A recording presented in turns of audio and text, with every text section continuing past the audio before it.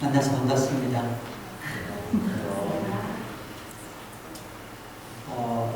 엘센트로 한인교회 이 지역이 이제 제철을 만난다면서요. 아주 좋은 기후가 접어들었고, 이 제철을 만난 엘센트로 지역처럼 여러분들의 신앙에서도 제철이 다시 회복되기를 소망합니다. 하나님께서 뜻이 있으셔서 사실 이용 목사님을 엘센트로 교회에 제가 추천했거든요. 그래서 너무나 제가 사랑하고 존경하는 목사님이고, 이 귀한 목사님을 알아본 여러분의 안목에 존경을 맞이하지 않습니다. 감사드리고, 하나님의 뜻부심이 이루어지고 하나님의 은혜가 임하고 하나님의 영광이 나타나는 그런 말씀 사경의 집회가 되기를 믿고 감사를 드립니다. 뿌리가 중요해요. 기독교의 뿌리가 중요하듯이 저와 여러분의 신앙의 뿌리가 참으로 중요합니다. 오늘 첫 강의 주제는 개혁신앙이에요. 여러분, 개혁신앙이라는 단어는 종교개혁신앙이라는 말입니다. 개혁신앙 그러면 이게 뭐지? 종교개혁신앙이다. 그리고 종교개혁신앙은 다른 게 아니라 성경적 신앙입니다. 우리 여러분 그 그려진 쪽지에 그림 맨 앞에 그림이죠? 한번 그림 보실래요? 이거 제가 그린 거예요.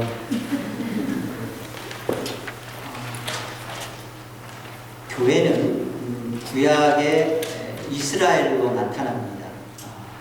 교회라는 단어는 구약에는 없어요.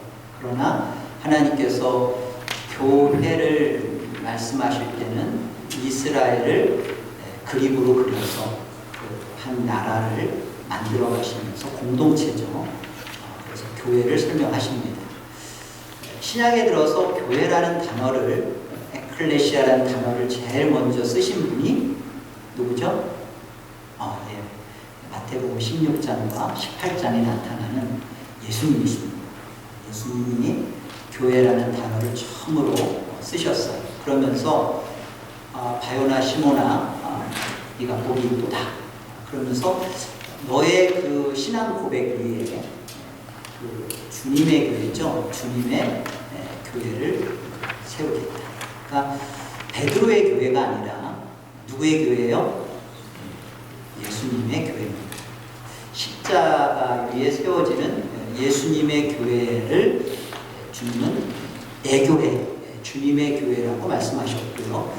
이 교회는 성경 위에 세워진, 십자가 위에 세워진 교회이기에 초대교회 내내 신실하게 주님의 교회로 지켜졌어요. 그러다가 우리가 알고 있는 것처럼 313년 콘스탄틴 대제의 그런 기독교 공인과 또 395년 국교화가 되면서 이제 염려했던 중세시대로 들어오면서 1000년 동안 어떤 일이 벌어지죠? 우리가 암흑기라고 말하는 어두운 시간이 찾아옵니다. 이때 나타나는 것이 가장 먼저 500년 때쯤에 교황이 출현해요. 이 교황은 로만 카톨릭이죠. 그러니까 로만 카톨릭이 초대교회에서 벗어난 겁니다. 로만 카톨릭. 지금은 로만 카톨릭 우리가 뭐라고 불러요? 천주교라고 부르죠. 그러니까 천주교는 기독교를 향해서 자기네가 구교고 우리는 신교, 또는 자기네는 뭐 큰 집이고 우리는 작은 집이다, 뭐 이런 말을 하는데 아니에요. 원래 주님의 교회, 기독교에서 천주교가 벗어난 겁니다. 어디로부터 벗어난 거냐? 어디 바깥으로 나간 거냐? 성경 바깥으로 나간 거예요. 주님의 교회를 말할 때는 교회의 머리가 예수 그리스도예요. 그죠? 그죠? 근데 이 성경 바깥으로 나간 로만 카톨릭, 천주교의 머리는 누구죠? 교황입니다. 교회의 황제, 교회의 머리. 이것은 정말 성경을 완전히 뒤집어 버린 거죠. 종교개혁이 뭐냐? 하나님이 하신 일입니다.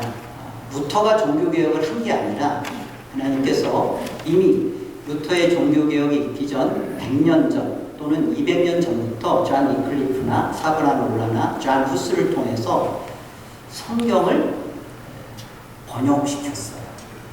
가장 중요한 문제가 종교개혁에서도 가장 핵심은 성경에 있습니다. 1000년 동안 로마 카톨릭 천주교가 사용했던 성경은 라틴어로 번역된 불가타역이었어요.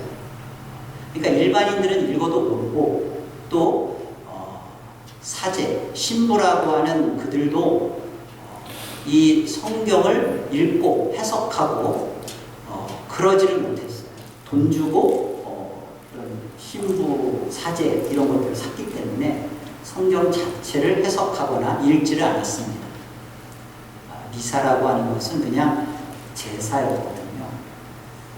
이런 상황에서 하나님께서 하셨던 일은 우리가 위클리프 선교사역 들어보셨죠? 미지 이런 곳에 가서 계속 성경을 번역하는 자국어로 그 나라의 언어로 읽을 수 있도록 그런 사역을 존 위클리프가 종교개혁 100년 전부터 그 일을 했습니다. 존 후스도 그렇고 자국어로 성경을 번역한 거예요. 그래서 1517년 종교개혁을 했던 루터가 종교개혁을 하면서 우리는 95개조 반박문만 기억하는데 루터의 가장 탁월한, 가장 먼저 했던 일이 이 라틴어 성경을 독일어 성경으로 번역한 거예요.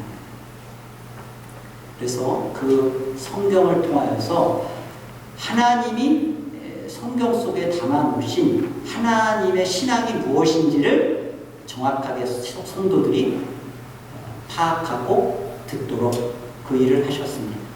그래서 종교개혁은요, 우리가 개혁하면 리폼이잖아요. 개혁이라는 것을 그 한글 사전으로 찾아보면 뜯어 고치다라고 되어 있어요. 그래서 개혁 그러면 뭐야? 굉장히 참 도전적이고 까칠하고 뜯어 고치고 그래서 혁명이라는 단어로 개혁을 이해하거든요. 아닙니다.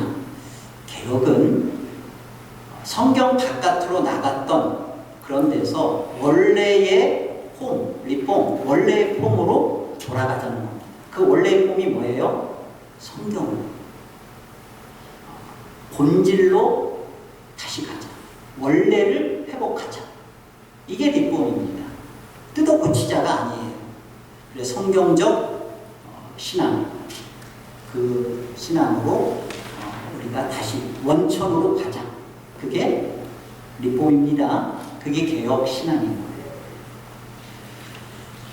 오늘 저는 이 개혁 신앙에 대해서 4가지를 준비했어요. 정말 많은 것들이 있지만 첫 번째는 특징, 또 개혁 신앙의 핵심, 개혁 신앙의 구원관, 그리고 마지막으로 개혁 신앙의 앞으로의 우리의 방향에 대해서 같이 생각해 보고자 합니다. 개혁 신앙의 특징은 3가지입니다. 첫째가 뭐죠? 예. 우리가 여기 살지만 한글은 다 읽는 거죠. 예. 하나님 중심. 개혁 신앙의 가장 첫 번째 특징은 하나님 중심입니다. 그 다음은요? 예, 성경 중심이에요. 그리고 마지막은 교회 중심입니다. 여러분, 하나님 중심이라는 말은요, 다른 게 아니에요. 하나님이 절대 주권자시다. 하나님은 창조주시고 우리는 요지부동 바꿀 수 없는 우리는 그 하나님의 지음을 받은 피조물이다. 내 이성과 나의 지식과 나의 경험을 통하여 내가 선과 악을 규정할 수 없는 존재다. 하나님만이 내 인생에 대하여 왈가불가하실 수 있는 분이다. 하나님이 선이라는 것은 선이고 하나님이 악이라는 것은 악이다. 다 이해할 수 없다. 그러나 하나님은 우리에 대하여 절대 주권자시다. 이게 개혁신앙의 첫 번째 특징이에요. 하나님의 절대 주권을 무시하면서 하나님의 뜻은 이러하지만 내 뜻도 고려해 주세요 라는 것은 개혁신앙 아닙니다. 하나님의 절대적인 뜻 앞에 내 뜻은 너무나 간절하고 내 바람은 너무너무 크지만 하나님의 절대적인 뜻 앞에 내 뜻을 십자가에 파묻겠습니다. 첫 번째 특징이에요. 두 번째 특징이 성경 중심이라고 했죠. 루터 그 다음에 종교개혁자가 쯔빙글리고요. 루터로부터 약 30년 뒤에 나타나는 개혁자가 존 칼빈이에요. 칼빈이 이런 말을 했어요. 성경이 말하는 데까지 가고 성경이 멈추면 멈추자. 성경에서 말하는 것 외에 우리가 원하는 것 찾지 말자. 성경이 말하면 그게 죽음의 자리라도 끝까지 가자. 그리고 성경이 멈추면 더 이상 나가지 말자. 철저하게 성경에 바탕을 두고 있습니다. 오늘날 벌써 많은 사람들이 그러잖아요. 벌써 성경은 이게 1500여 년 동안 40여 명의 사람들이 기록한 것이고 벌써 이게 얼마나 오래된 건데 이게 지금 시대가 언젠데 지금은 AI 시대인데 과학인데 아직도 고리타분하게 성경이 말하고 있는 것을 여전히 그것을 진리라고 말할 수 있나? 진리도 좀 바뀌어져야 되지 않나? 바뀌어지는 진리는 진리가 아닙니다. 진리의 특징은 절대예요. 상대적인 것을 진리라고 말하지 않습니다. 성경이 개혁신앙의 두 번째 중요한 특징이에요. 마지막 세 번째가 교회 중심이죠.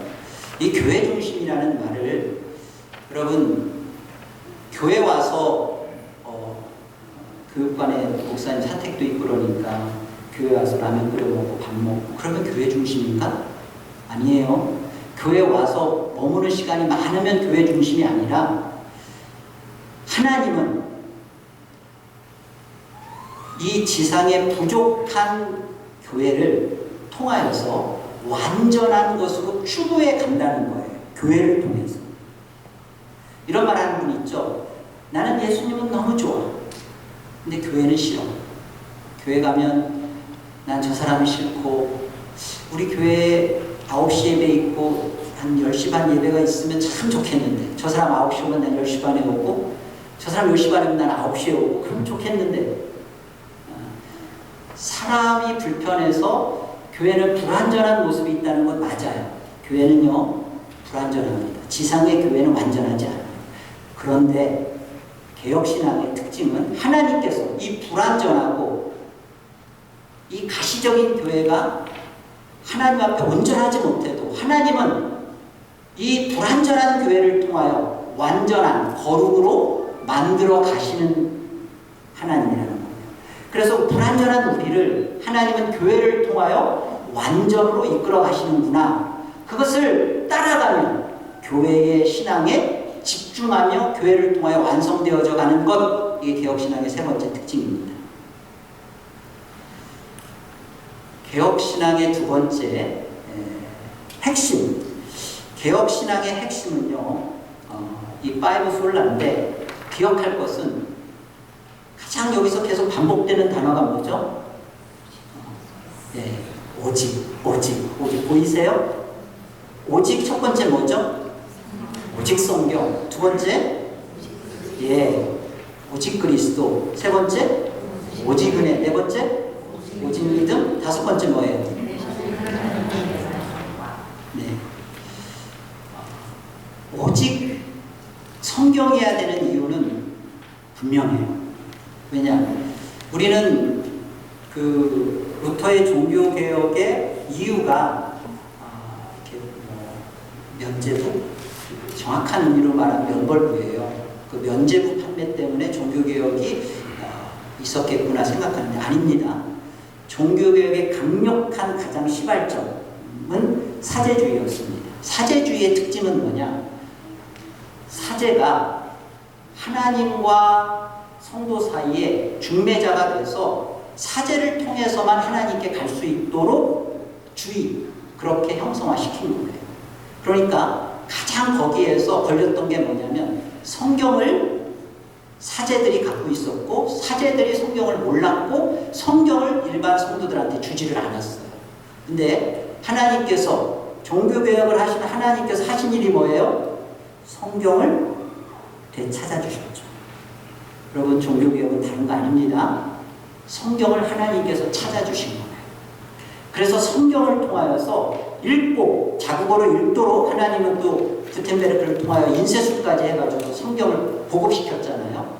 그래서 성경을 자기 언어로 읽고 그 성경의 뜻을 가지고 직접 하나님의 뜻을 알아먹고 그 뜻에 순종할 수 있도록 하게 하는 것이 성경입니다. 그래서 개혁신앙은 그 핵심은 첫 번째가 하나님이 종교개혁을 통하여 남겨놓으신 것, 성경입니다. 그래서 오직 성경이 절대 기준입니다. 나의 이성 아닙니다. 성경이 말하는 것이 진리고 성경이 말하는 것 앞에 나의 경험과 이성을 무릎 꿇겠다. 이게 핵심입니다. 오직 그리스도라는 말은 성경 속에서 말하고 있는 이가 주님이세요. 오세오경, 선지서, 시가서 거기에서 다 누구에 대하여 기록한 거라고요? 누가복음 24장에서 누구에 대한 기록이라고 그러죠? 예수 그리스도. 요한복음 5장 39절에 보면 너희가 성경을 그렇게 연구하거니와 성경은 곧 나 예수 그리스도에 대하여 기록되어진 것이다. 이거 모르냐? 오직 그리스도입니다. 한 분, 하나님과 사람 사이에 오직 중재자, 중보자는 사제가 아니라 그리스도. 이 개혁신앙의 지금 핵심이 로만 카톨릭에 대하여 정확하게 뒤집고 있는 거예요. 회복시키고 있는 거예요. 이들이 뭘 잘못했는지. 성경 바깥으로 나간 그들의 사제주의로부터 해서 성경이다, 오직 성경이다, 사제 아니다. 너희가 직접 하나님 앞에 나가는 데 있어서는 예수 그리스도를 통해서만 가면 된다. 아멘. 오직 은혜다. 오직 은혜라는 이 부분 속에서요, 하나님께서 사람에게 조건을 보고 그 사람에게서 무엇을 요구하지 않는다는, 로마 카톨릭이 갖고 있는 문제는요, 예수 그리스도를 믿습니다. 지금도 믿어요. 천주교는. 그런데 예수 그리스도를 믿고 거기다가 무엇을 플러스하죠? 선행을 플러스합니다.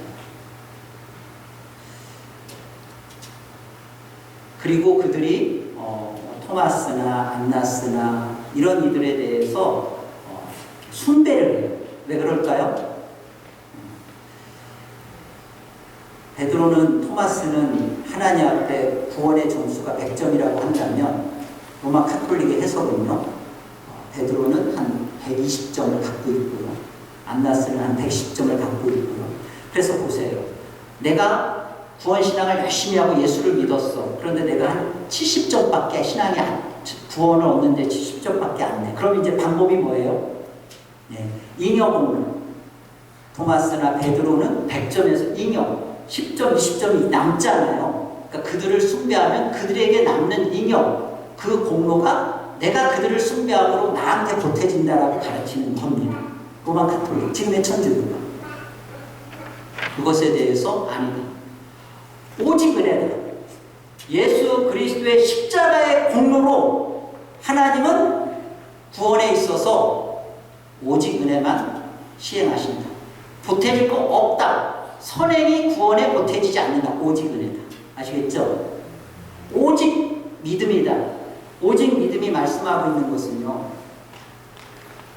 믿음은 하나님의 은혜로 말미암아 우리에게 하나님께서 은혜를 베푼 자에게 주시는 선물이다라는 거죠. 믿음은 우리는 믿는다라고 말하지만 사실은 하나님이 주신 믿음으로 믿어지는 거예요. 로마 카톨릭은 이것에 대해서 믿음을 자기에게서 만들어내는 것처럼 갖고 있습니다. 그러나 개혁신앙은 믿음은 우리가 만들어내고 우리에게서 나와지는 게 아니라 누구의 것이라는 거예요? 제가 지금 말씀을 드릴 테니까 이 말씀이 어디에 있는지 맞춰보세요. 너희는 그 은혜로 인하여 믿음으로 말미암아 구원을 받았으니 이것은 너희에게서 난 것이 아니요 하나님께로부터 난 하나님의 선물이다. 어디 말씀이에요? 에베소 2장 8절이죠. 데살로니가후서 3장 2절에 가보면요, 믿음은 모든 사람의 것이 아니다. 오늘 요한복음 1장 12절 13절에도 뭐라고 되어 있어요? 영접하는 자 곧 그 이름을 믿는 자들에게는 하나님의 자녀가 되는 권세를 주셨으니 이는 혈통으로나 육정으로나 사람의 뜻으로 나지 아니하고 오직 하나님께로서 난 자들이다. 우리가 예수를 믿는다, 예수를 영접한다라는 것은 내가 믿는다라는 표현을 하지만 은혜로 말미암아 이 믿음은 하나님이 우리에게 주신 것이다. 철저하게 하나님의 주권 속에서, 선택 속에서 하나님이 하신 결과다. 믿음. 이것이 개혁신앙의 오직 믿음입니다. 마지막으로 뭐죠? 오직 하나님께만. 이거 개혁신앙 아니에요. 하나님께도 영광, 하나님께도 영광, 나도 꼽살이 껴서 조금 콩콩을 얻는, 하나님께 영광, 하나님께도 영광하고 거기에 나도 조금 보태지는, 받아먹을 거 있는, 아니에요.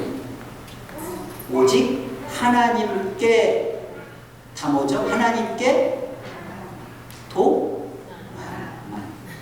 하나님께만. 이거는요, 봉사하고 헌신하고 열심히 기도하고 찬양하고 엎드려 눈물을 흘렸는데 알아주지 않으면, 하나님께 많이 되지 않으면 그 다음 그 사람은 이 개혁신앙이 말하고 있는 것 앞에서 회개하셔야 돼요. 여러분, 우리는 모든 부분에서 하나님의 절대 주권 신앙과 오직 하나님께만 영광입니다. 이게 저와 여러분이 원치 않아도 하나님이 은혜 주시고 믿음을 주셔서 개혁신앙으로, 우리는 다 개혁신앙이에요. 종교개혁의 후손들이잖아요. 이 종교개혁의 후손들로 예수를 믿게 해주신 하나님의 은혜 앞에 잡힌 저와 여러분들은 오직 하나님께만 영광 돌리는 신앙으로 하나님이 붙잡아 놓으셨다. 이게 회복입니다. 여러분, 뭐가 회복이에요? 내가 알아주고, 내가 대접받고, 내가 원하는 것으로가 아니라 저와 여러분의 근본 뿌리, 원천, 하나님의 절대 주권, 오직 하나님께만 영광. 이 신앙입니다.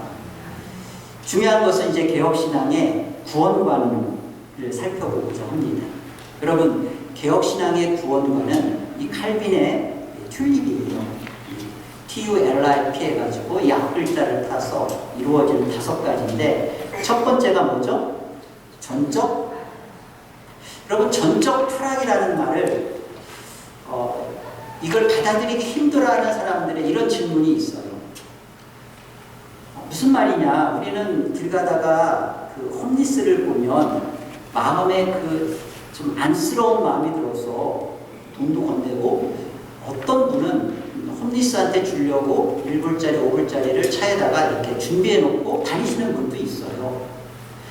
그러면서 하는 말이, 인간이 전적으로 타락했다는 말에 동의할 수 없다.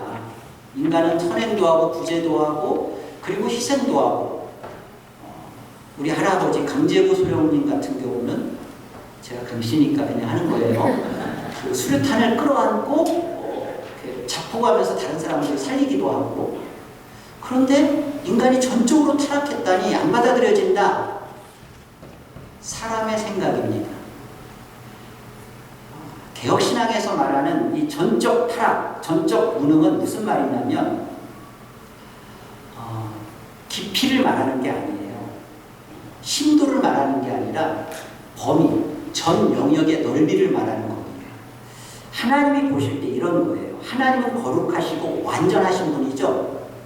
그 완전하신 하나님이 이 태평양 앞에, 태평양에 잉크방울 한 방울 딱 떨어진 거예요. 그래서 사람이 볼 때는 어때요? 잉크방울 한 방울 떨어진 것 때문에 고기가 죽나요? 한 문제 없죠. 우리 그거 갖다가 뭐 이렇게 스시도 먹을 수 있고 받을 수 있잖아요. 잉크방울 한 방울인데 저기 핵 그런 거 말고 받을 수 있죠. 그런 생각인 거예요.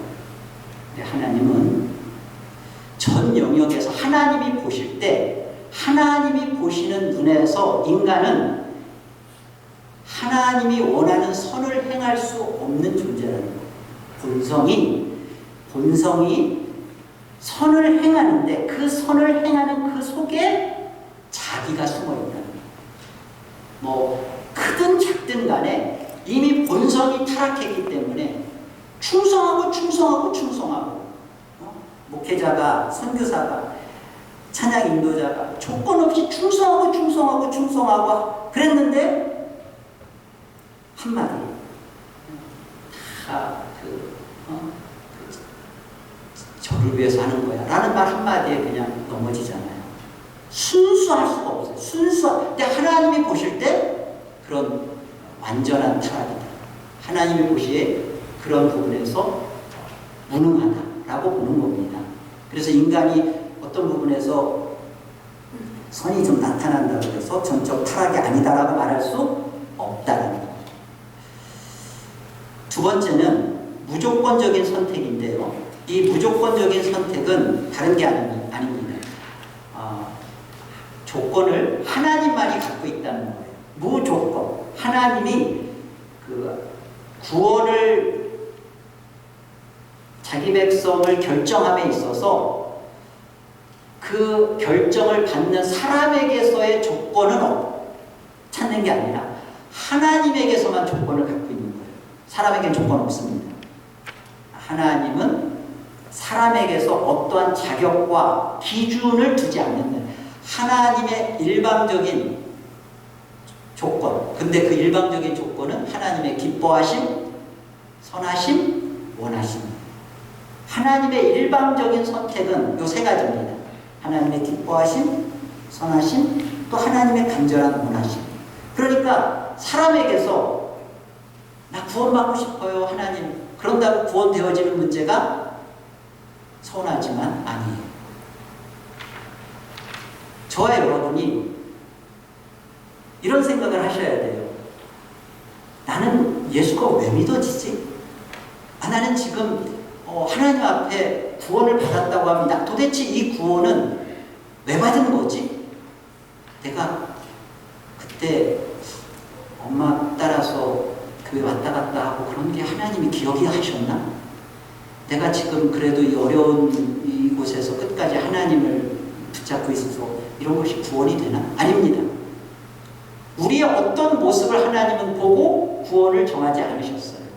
하나님의 기뻐하심, 하나님의 원하심, 그리고 하나님의 선하심 속에서 이루어진 일입니다. 이게 뭐라고요? 무조건적인 선택입니다. 세 번째가 뭐예요?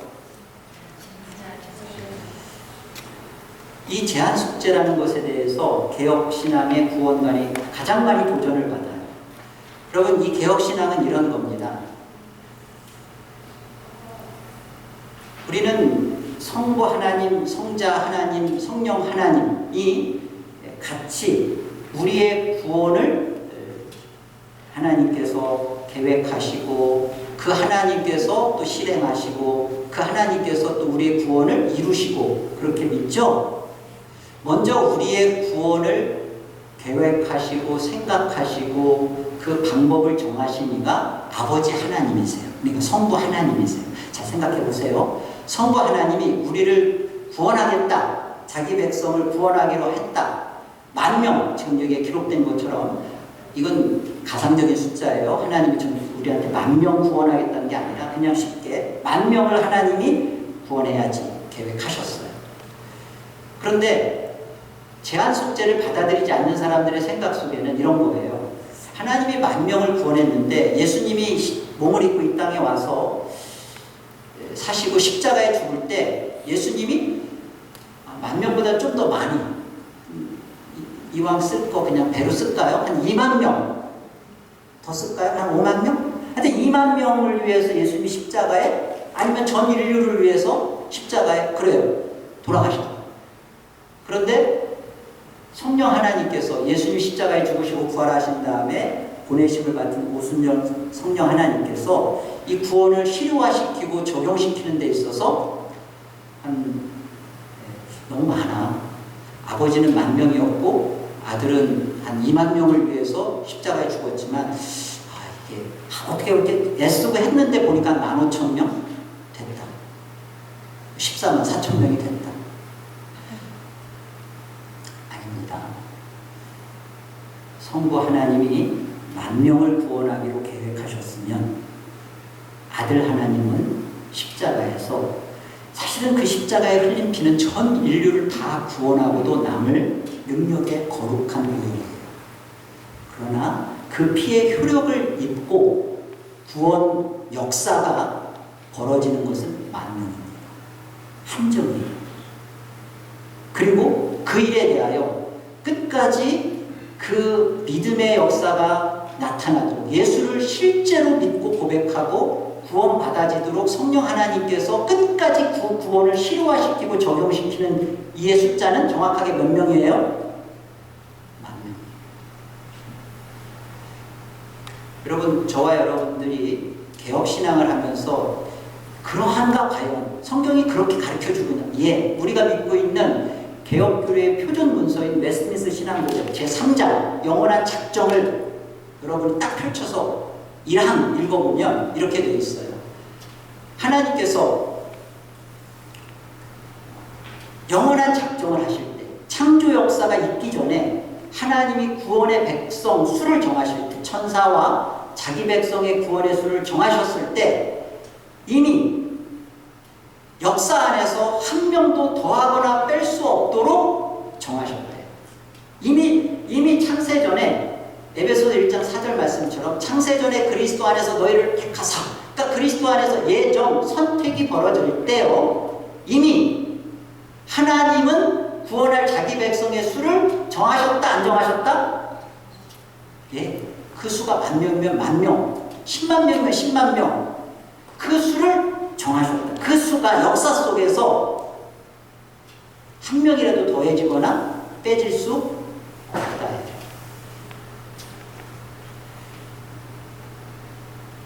우리가 가져야 되는 놀라움은 이겁니다.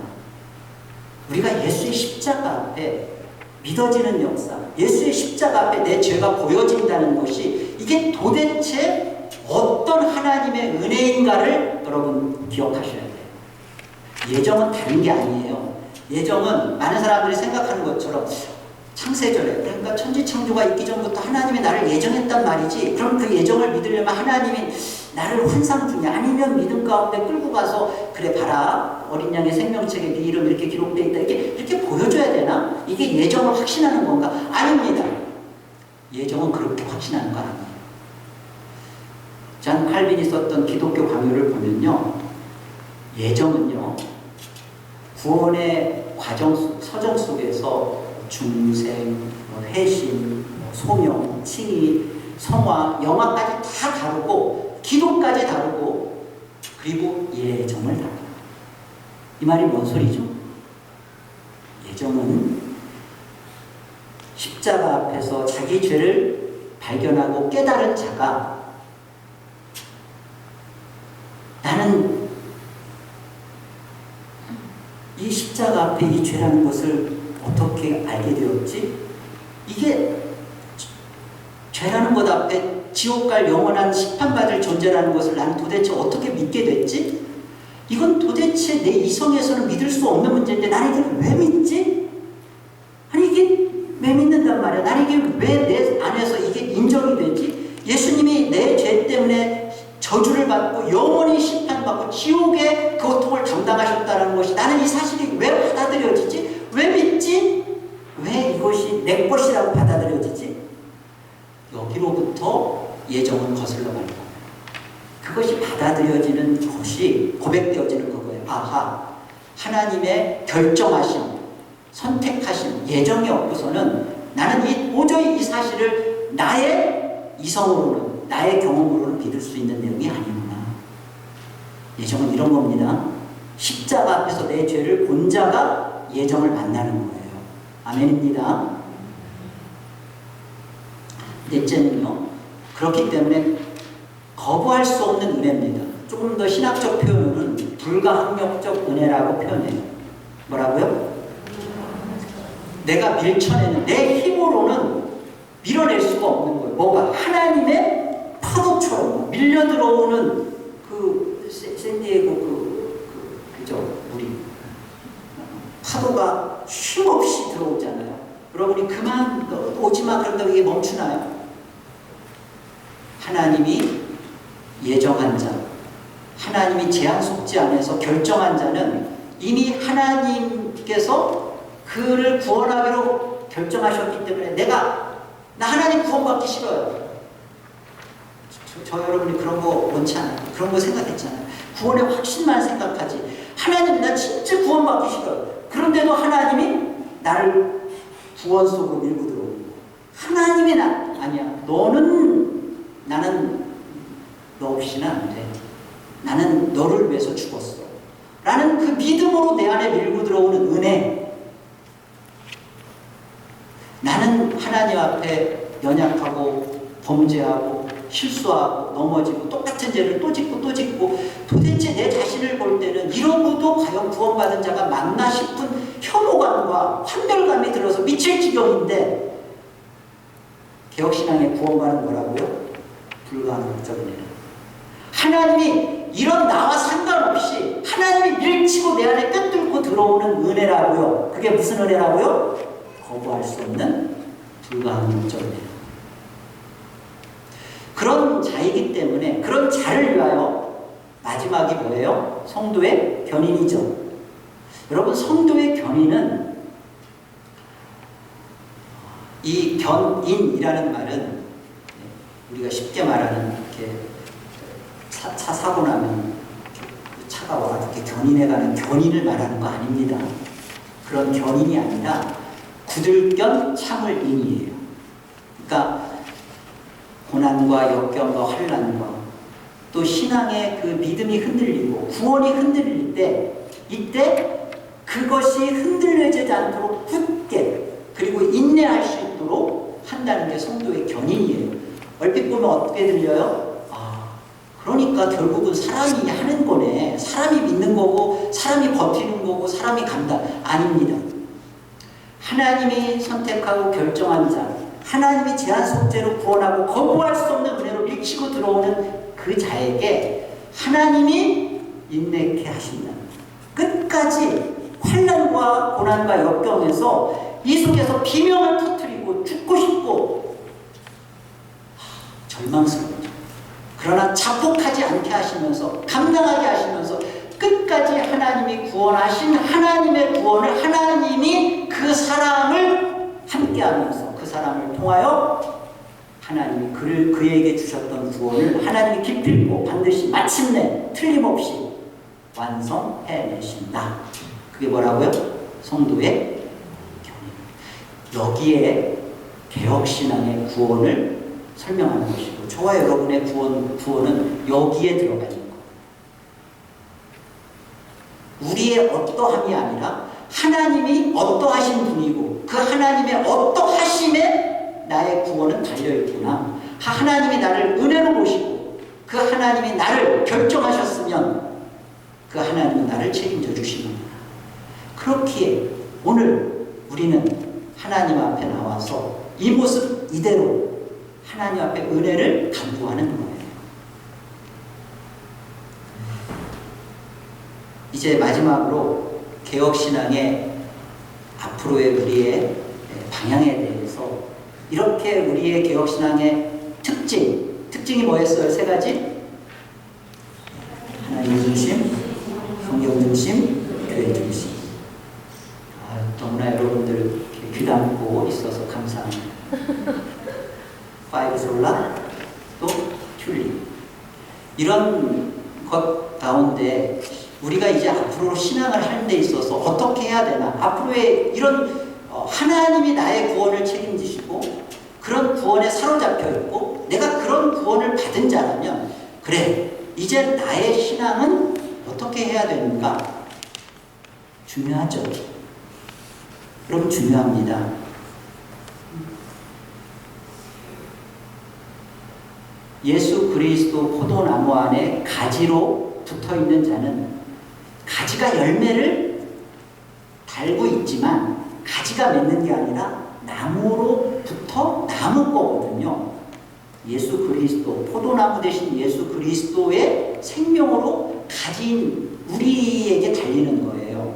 그렇다면 이제 예수 그리스도로 말미암는, 오직 그리스도로 말미암는, 오직 하나님의 은혜로 말미암는 그런 우리가 구원을 받은 자라면 이제 우리는 어떻게 신앙을 해야 되나? 두 가지입니다.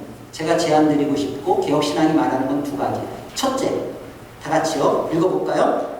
복음주의에서 개혁주의로의 회복. 여러분, 회복인데 복음주의와 개혁주의, 도대체 이게 무슨 회복인가? 복음주의와 개혁주의는 둘 다 성경주의입니다. 자유주의에 대항하여서 복음주의는 너희 틀렸다. 오직 66권 성경은 종합모원 하나님의 말씀이다. 그 말씀을 그대로 받는 것이 진리다라고 외친 게 복음주의예요. 그런데 왜 도대체 복음주의에서 우리는 개혁주의로 돌아가야 된다 말하는 거냐? 여러분, 그 밑에 도표 보이세요? 그림 하나 그려놓은 거? 예, 그 둘째 밑에 이렇게 도표 하나 그려놨죠? 그림 이렇게 그려놨죠? 우리가 하나님께서 종교개혁을 하면서 성경으로 우리를 돌아오게 했죠? 리폼, 돌아오게 했어요. 그래서 성경으로 돌아오게 한 하나님이 그 성경에 대해서 다시 성경을 읽도록 했는데 도대체 성경이 말하는 내용이 무엇이지? 말하자면 이렇게 안경 쓰신 분들은 좀 이해가 될 거예요. 우리가 안경을 벗으면 글자가 잘 안 보이죠? 그러나 안경을 쓰면 어때요? 글자가 잘 보이죠? 마치 우리가 죄로 말미암아 하나님의 형상이 일그러졌어요. 무엇을 봐도 정확한 하나님의 뜻으로 안 보여요. 성경을 읽어도 내가 지금 보는 저 집을 지금 저거를 사야 되나? 집값이 이런데 살까? 아니, 저 비즈니스를 지금 해야 되나? 좀 그래, 기도해보자. 기도해도 잘 모르겠어. 말씀을 한번 뜻을 구해보자. 말씀을 어떻게 모르겠다. 딱 펼쳐서 읽을 때 하나님이 하시는 말씀을 또 하나님의 뜻으로 알고 딱 펼쳐서 읽었는데 해필 가서 네 할 일을 속히 하라. 예수님이 가룟 유다한테 한 말입니다. 집 사라는 거. 그렇게 들려요. 내가 원하는 집 사고 싶으니까, 그 비즈니스 하고 싶으니까 가서 앞뒤 문맥은 상관없어요. 내가 원하는 대로 성경을 해석한단 말이에요. 그렇기 때문에 하나님께서 1000년 동안 성경에 대해서 덮여져 있던 이 성경을 여시면서 종교개혁자들을 통하여 했던 일이 뭐냐면 교리를 주신 겁니다. 교리라는 것은 일그러진, 도수가 안 맞는 우리의 이 시력이 잃어버린 것의 안경과 같아요. 이걸 쓰면 정확하게 글자가 보이듯이 성경의 뜻을 정확하게 내 생각이 아닌 하나님의 뜻으로 볼 수 있게 한 것이 교리입니다. 하나님이 그 교리를 줌에 있어서 종교개혁자들을 통하여 다 그랬어요. 루터 교리 문답을 만들었고, 칼빈도 제네바 교리 문답 만들었고, 독일에서는 하이델베르크 교리 문답 만들었고, 그 다음에 우리가 지금 개혁신앙에서 표준문서로 고백서로 삼고 있는 웨스트민스터 신앙 고백은요, 스코틀랜드 존 녹스로 말미암는 스코틀랜드의 가장 중요한 장로교 신앙 대표 8분과 영국의 그 청교도인들 합쳐서 151명이 5년 2개월에 걸쳐서 약 1800번 정도에 모여서 만들어낸 표준 문서예요. 근데 그 안에서 정확한 성경을 이렇게 읽어야 된다는 것에 대한 가이드를 해준 겁니다. 그래서 이 웨스트민스터 신앙 고백, 또 대요리 문답, 소요리 문답을 통해서 정확한 성경 해석을 받기로 한 겁니다. 우리 장로교 목사, 저와 우리 이용호 목사님은 안수를 받을 때 이거 하나님 앞에 서원했어요. 손 들고 성경 66권을 정확한 하나님의 무한 말씀으로 믿습니다. 이걸 믿고 성도들에게 말씀을 정확하게 성경 외경이나 위경 가르치지 않고 성경만을 정경으로 여기고 가르치겠습니다. 선서했어요. 두 번째 선서한 게 웨스트민스터 신앙 고백을 가르치며 그걸 나의 신앙 고백으로 담고 성도들에게 가르치겠습니다. 서원했어요. 약속했단 말이에요. 장로교 목사라는. 근데 오늘날 장로교 목사가 그 약속대로 웨스트민스터를 안 가르치고 있고, 장로교로 교인들이라고 하는데, 여러분 장로, 우리 PCA잖아요. 우리 지금 개혁교회잖아요. PCA 장로 고시를 치를 때는 PCA 과목에는 웨스트민스터 그 시험 보게 되어 있습니다. 그렇죠? 근데 이런 것들을 장로교에서 가장 가깝게 이런 그 문서를 갖고 배우고 갖고 있는 거예요. 이게 장로교고요. 이 종교개혁, 웨스트민스터를 갖고 그대로 했던 그 종교개혁에서 그 다음 장로교회에서 조금 더 멀어진 게 침례교회예요. 그리고 그 다음에서 조금 더 멀어진 게 성공회입니다. 성공회는 영국 국교화가 됐죠. 로마 칼라 하지 않아요. 교리는 장로교 교리를 갖고 있고, 의식, 예전이라고 하는 뭐 예배 의식이라든지 모든 의식은 로마 카톨릭이에요. 그게 성공이고, 그리고 그 성공에서 이제는 웨스트민스터 신앙고백과 한참 멀어진 게 어디냐? 감리교입니다. 제가 감리교회 구원이 없다는 말을 하는 거 아니에요. 적어도 성경이 말하는 종교개혁을 통하여서 다 이게 개신교고 개혁교회들인데 이 표준문서인 웨스트민스터와 점점 멀어지는 거예요. 장로교도 물론 가깝지만 안 가르쳐주면 멀어진 거예요. 가장 가까웠던 게 장로교고, 그 다음에 침례교고, 점점점 감리교, 성결교, 그리고 마지막 끝으로 가면 순복음. 자, 이게 뭘 말하는 거냐면 개혁신앙의 핵심인 아까 말씀드린 것처럼 하나님의 절대 주권과 오직 하나님께만 영광으로 가르쳐 주고 있는 것이 웨스트민스터의 교리예요. 인생의 제일 되는 목적이 무엇인가 묻고 하나님의 영광을 위하여 살도록 가르쳐지는 게 이거거든요. 그런데 여기로부터 하나님의 절대 주권과 하나님의 영광보다는 사람의 위로, 사람의 필요함, 사람의 어떤 감동, 방언, 그리고 귀신 쫓고 뜨겁게 기도하고, 그러니까 점점 성경이 말하려고 하는 하나님의 본연의 뜻에 추구하고 집중하기보다는 해석이 달라지기 시작합니다. 그래서 말씀을 들어도 하나님의 사랑을 더 원하고 하나님의 거룩보다는, 그래서 감동을 원하는 거예요. 예배도 감동을 원하는 거예요. 회개를 하질 않아요. 하나님의 절대 주권 앞에 인간의 죄를 폭로당하면서 회개하는 것이 개혁주의 신앙으로 가는 겁니다. 복음주의는 성경을 인정해요. 근데 그 인정하는 성경을 통해서 자기를 채우기 시작해요. 여러분, 설교는요, 예배 때 여러분에게 선포되어지는 설교는 만약에 여러분이 내가 듣고 싶은 말을 듣기를 원하고 있었다면, 아니면 내가 들어야 할 말을 내가 듣고자 하나님 예배 와서 하나님 오늘 내가 듣고 싶은 말을 내려놓고 하나님이 제게 하시는 말씀, 제가 반드시 들어야 할 말씀 듣게 해주십시오. 후자가 개혁주의예요. 전자는 내가 듣고 싶은 말, 하나님 내가 지금 너무 남편랑 한바탕 했어요. 그리고 지금 이리 갈까 저리 갈까 한국 갈까 저리 갈까 돌아갈까 비는 내리고 이런 가운데 좀 내 생각을 나를 좀 위로해 주세요. 나 힘들어 죽겠어요. 오늘 말씀을 통하여 위로받기를 원합니다. 이게 복음주의예요. 우리가 얘기했잖아요. 하나님의 절대 주권과 오직 하나님께만 영광하는 일에 성경은 말하고 있는데, 우리는 성경을 통해서 말하고 있는 그리스도를 만나지 않고 하나님의 영광에 집중되지 않고 자기의 필요를 채우려고 한단 말이에요. 이게 복음주의라고요. 저와 여러분이 웨스트민스터 신앙 고백을 배워야 할 이유는 그런 겁니다. 철저하게 성격을 하나님의 절대 주권과 하나님의 영광에다가 우리를 갖다 놓습니다. 이루어지기를 바라고 여기가 회복돼요. 이 저녁에도 와서 그래 오늘 주제가 또 회복이야? 좋구나. 하나님이 나에게 어떤 은혜를 주실까? 어떤 감동을 주실까? 회개하세요.